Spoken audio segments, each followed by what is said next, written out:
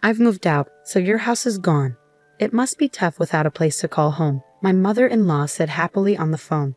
I just responded with a quiet, She continued, enjoy your life in your new home.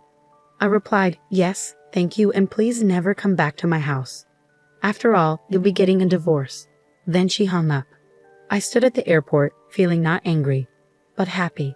I clenched my fist in a small victory and walked home feeling light. My name is Emma. My husband, David, had to go work abroad soon after we got married, so we had to live apart for a short while. David and I had been dating for 5 years before we got married, and we had lived together too. We trusted each other a lot because of our long relationship. I wasn't worried about David cheating on me. I just hoped he stayed safe while he was away.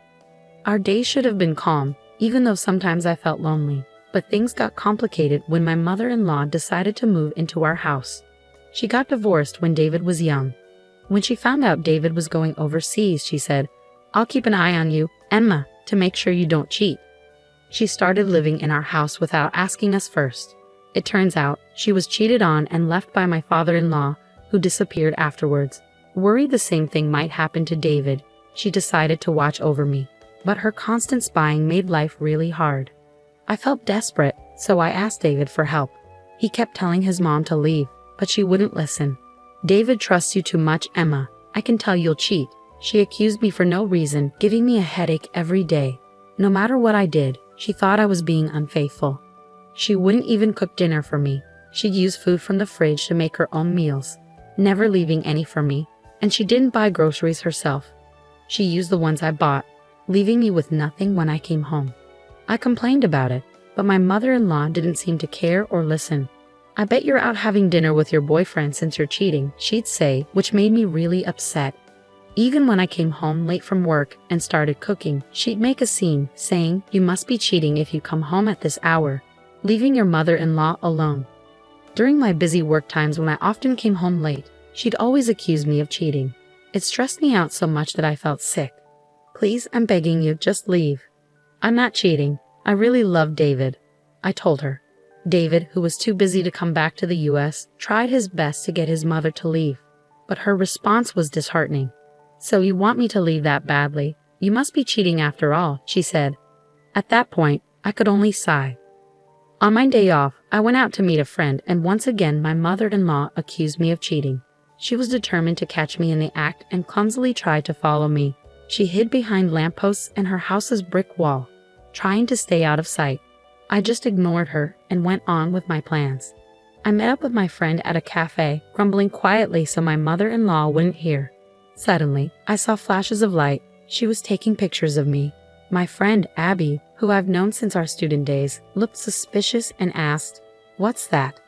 Abby, being tough, started to get up, saying, "Should I say something to her?" But I quickly convinced her to stay seated. No, please stay, Abby." Abby had a pixie cut and wore street-style clothes, which made her look a bit like a man. I joked that my mother-in-law might have thought she was a guy, which made Abby burst out laughing. Finding the situation amusing, Abby leaned closer to me, pretending to hold my hand to tease my mother-in-law. Each time my mother-in-law took a picture, she seemed thrilled, snapping away while her nostrils flared with excitement. It was so ridiculous that I couldn't help but laugh along. After witnessing my mother-in-law's silly antics, I felt relieved and went shopping with Abby before we said goodbye. But as expected, my mother-in-law followed me home, hiding behind lampposts and walls just like before. Sometimes I'd play a quick game of red light, green light with her, and she'd scurry off to hide. It was amusing, and I found myself joining in her ridiculous game. I couldn't help but think how foolish she was to believe that I didn't notice her following me. When I got home and started taking off my shoes, she rushed in excitedly. If she was tailing me, she could have at least waited a bit before coming back. I was surprised when she showed me a disposable camera. "Emma, I finally caught proof of your cheating. I'm going to send these to David, so get ready." "Oh really? Good luck with that," I said casually, which she didn't like. She spent the rest of the time buzzing around me like a nagging child. "Are you okay with this? It's proof of cheating. Your face and his are clear in the photos." But I just calmly kept saying, "That's fine." It was unfortunate that Abby's appearance sometimes led to her being mistaken for a man, but David knew her well from before we got married. So even if my mother-in-law sent a photo of me with Abby to David, he'd probably recognize her as just a friend. Despite enduring my mother-in-law's ridiculous schemes, I suddenly had to go on a business trip overseas. It was a shame I wouldn't get to see David because it was in a different country, but it couldn't be helped. I told my mother-in-law about my trip, although I didn't ask for her opinion. But in her mind, it seemed like a romantic getaway. As I got ready for my trip, my mother-in-law smirked and said, "It'll be a big problem if you come back pregnant from your romantic getaway. David hasn't seen you in a while, so it won't be easy to pretend the baby is his." Her distasteful thoughts made it pointless to argue back. I replied casually, "Yeah, it's just a business trip, not a romantic getaway," and headed off. The trip was really busy, and the days passed by quickly in a blur. When I finally got back to the US, I was exhausted. My boss, who had also been on the trip, seemed tired too and went home. I had planned to grab some duty-free sweets before heading home, so I took a break on a bench. Just then, my phone rang. It was Abby calling, and she had something surprising to tell me. "Hey Emma, welcome back. There's something I need to tell you. Your mother-in-law showed up at the company where I work." "What?" "Abby's family's company isn't the kind of place just anyone visits." Hearing that my mother-in-law went there made me really angry. Abby explained how she handled the situation and asked if she went too far. I replied, "No, I think it was just right." After laughing and ending the call with Abby, I was about to leave when I got another call from my mother-in-law. "Emma, you should be back from your trip now. Did you enjoy your affair trip?" I said, "It wasn't an affair trip, and I didn't particularly enjoy it because I went there for work." "Well, I've already sent David the evidence photos." I simply responded with, "Hi C" to my mother-in-law, who seemed pleased with herself. Ignoring my lack of reaction, she just kept on talking. "Actually, I moved, so your house is no longer there. I sold the old house. So you must be struggling without a place to go back to. But hang in there," my mother-in-law cheerfully said. I responded with an uninterested "huh" as she laughed happily. "Enjoy your life in your new house. Thank you, and please never come back to our house. After all, you're going to be divorced soon." After my mother-in-law hung up, I stood in the airport for a while. But slowly, I felt better. It wasn't anger in my heart, but joy. I did it. I pumped my fist a little and started my journey home with a light step. Of course, I was going back to the house my mother-in-law claimed she had sold. Maybe she had taken out the furniture. Even though a lot of things were missing, I accepted it as a parting gift. I quickly called a locksmith to replace the front door lock, ensuring my mother-in-law couldn't get in even if she tried to return. Then I sprawled out in the living room, basking in the freedom I had finally achieved. Inside the house, I pumped my fist again and shouted, "I did it."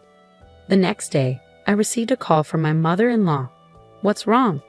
I asked her with a hint of malice. She sounded flustered and trembled as she spoke. "Actually, I thought I sold the house, but it turns out I didn't. It seems I borrowed money without realizing it.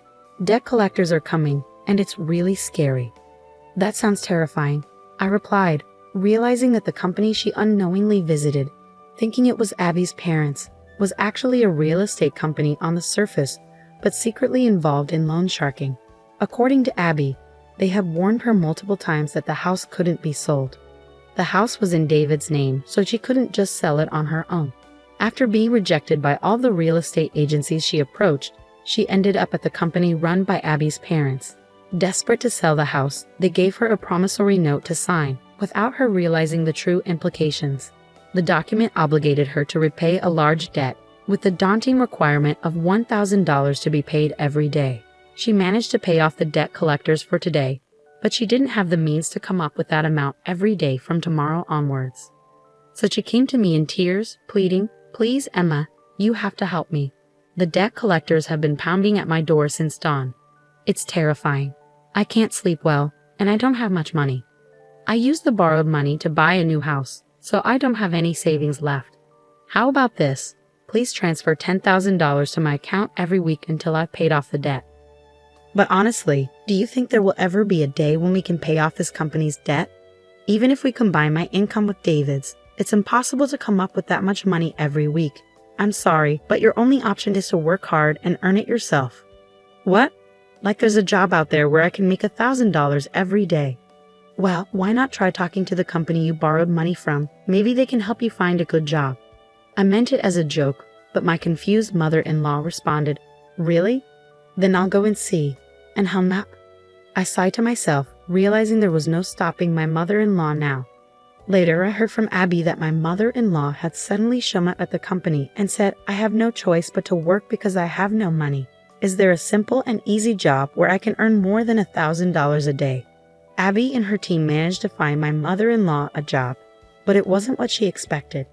The company was one where many employees lived in rundown shacks serving as dormitories. At this company, the workers toiled tirelessly day and night, often doing physically demanding labor. Even elderly individuals were pushed to work relentlessly. My mother-in-law seemed to be working herself to exhaustion. The workplace dormitories were fenced in with barbed wire, resembling a prison, and employees were blindfolded and transported to and from work in vans, leaving them unaware of their location. She'll be free, won't she? She can pay off the debt, if that day ever comes, Abby said with a smile.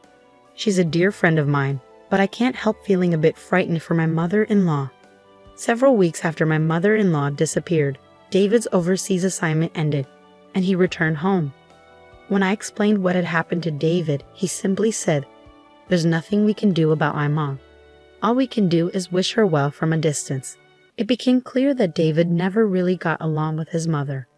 While he tolerated her because she was his mother, it seemed he had run out of patience with her constant suspicions about me, his wife. When I asked David of the supposed evidence photos of my infidelity, he said, Oh yeah, as if he had forgotten, and handed me a photo from his bag. That's Abby, right? I have no idea why my mom would think this is proof of infidelity. I actually had a big argument with her on the phone. I told her I cut ties as she kept suspecting you, Emma, but she wouldn't listen. It really frustrated me, but I thought this was a good picture, so I brought it home. It's true, my mother-in-law might have had a talent for photography. What a shame. The photo she took of Abby and me, with the beautiful scenery in the background, had a certain style, like a page from a photo album. It was amusing how Abby was playfully making a peace sign behind her back. That was just so like her. We really owe Abby a lot. We should visit her properly sometime soon. Just be careful not to sign any documents she might try to give you. I'll never sign anything from Abby. David and I chuckled together. Finally, we were able to live like a newlywed couple. We had no idea what happened to my mother-in-law after that, but she's probably still working hard somewhere in the States. We could have found out where she was by asking Abby, but neither David nor I had any desire to track her down. David and I continued to live happily together, and eventually we welcomed our first child. We're enjoying our blissful days together.